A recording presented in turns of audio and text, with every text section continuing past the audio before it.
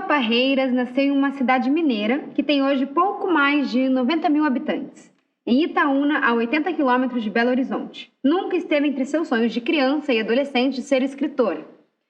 Nem mais tarde, quando se tornou professora de português e psicóloga. Mesmo assim, foi inevitável tomar esse caminho, já que vivia mergulhada em seus escritos. O fator decisivo foi um sacolejo que levou de uma das filhas, que sempre a via escrevendo, mas nunca havia visto nada da mãe ser publicado. A partir daí, Ninfa revelou ao mundo a sua alma de escritora. Nascida em Itaúna, cidade de 90 mil habitantes, a 80 quilômetros de Belo Horizonte, Ninfa era filha de pais que pouco tiveram acesso à educação formal. Mas o pai dela, um autodidata, escrevia até mesmo para um jornal da cidade, se arriscando nas traduções. Apesar de poucos anos na escola, a mãe também sabia ler e escrever, e o casal dava bastante valor à educação. Ninfa puxou um pouco o pai nesse aspecto, já que relata ter aprendido a ler sozinha. Quando deu por si, percebeu que já sabia juntar as letras, formar palavras. Reunia seus brinquedos, às vezes recrutava alguns amigos e montava sua escola de brincadeira.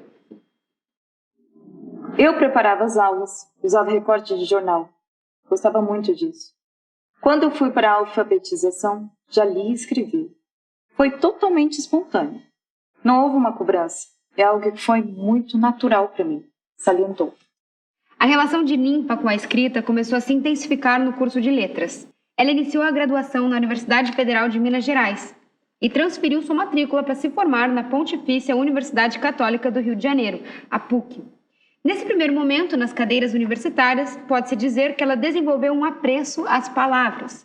O que completaria sua expressão como escritora viria na segunda graduação, feita também na PUC do Rio de Janeiro. Mas 10 anos mais tarde, psicologia.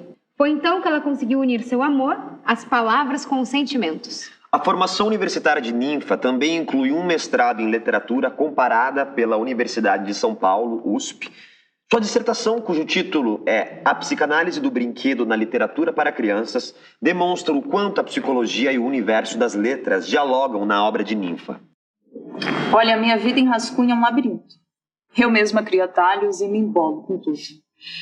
Esse é o processo também, a criação literária é muito subjetiva, emocional. Eu dou aulas de criação literária, de literatura, e ser professora exige uma disciplina, sabe?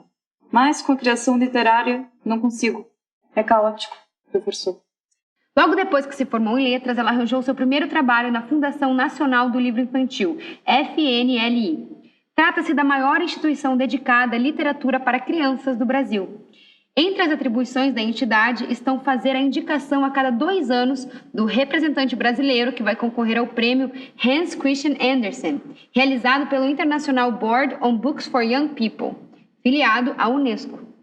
Entrei como estagiária na FNLI e trabalhei lá durante 20 anos. Fiz de tudo.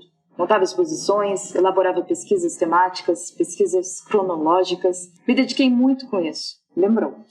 Hoje em dia, Ninfa coleciona não apenas mais de 30 livros no currículo, como também uma lista enorme de atividades nas quais está envolvida.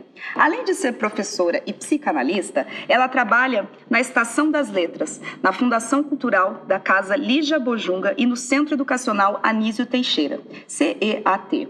Além disso, atua como consultora do programa Prazer em Ler, do Instituto CIA. É integrante do Quintal da Língua Portuguesa, da Associação Cultural Bartolomeu Campos de Queiroz e do Movimento por um Brasil Literário. Essas últimas, todas associações que se dedicam a iniciativas de incentivo à leitura e à literatura. Com toda a vivência do curso de letras e seu interesse pelas mitologias, a carreira de psicóloga e experiência clínica dentre as diversas funções no mundo da literatura, Ninfa não subestimou seus leitores de faixas etárias mais baixas. Muitas vezes as editoras dizem que meus livros são mais adultos. Normalmente eles não têm abertamente um final feliz, sabe? Tratam de situações como desamparo, orfandade, pobreza e velhice. Não muda o final de uma história para ela poder ser publicada, cravou a escritora.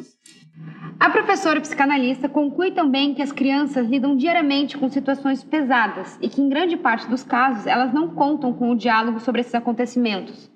Os livros podem ser, nesse sentido, um espaço no qual, pela ficção, possa haver um contato com essas diferentes realidades. Em um paralelo com a literatura clássica para adultos, a autora resgata o russo Fyodor Dostoiévski, 1821-1881, famoso por retratar em suas obras temas como assassinato, problemas familiares, ganância, doença, entre outros. Entre os motivos pelos quais a obra dele é clássica está o fato de tratar desses temas, claro, com muita habilidade literária. Com os meus livros, não quero ensinar nada para ninguém. Eu escrevo algo porque sinto vontade de escrever. Depois, passo pelo processo de linguagem, de enxugar o excesso e de deixar o estreitamento necessário. Aprendemos a fazer isso com os grandes autores, na literatura universal e na brasileira. Ensinou. Para aqueles que sentem o chamado para despertar sua alma de escritor ou escritora, Ninfa aconselha o caminho da curiosidade.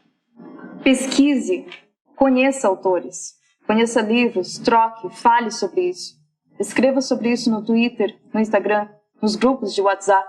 Geralmente as histórias nos surpreendem. Como leitor, funcionamos como uma espécie de cientista. É muito bom porque aquilo que você lê passa a pertencer a você. Experimente todos os gêneros literários, participe de clubes do livro, viva a leitura. Recomendou.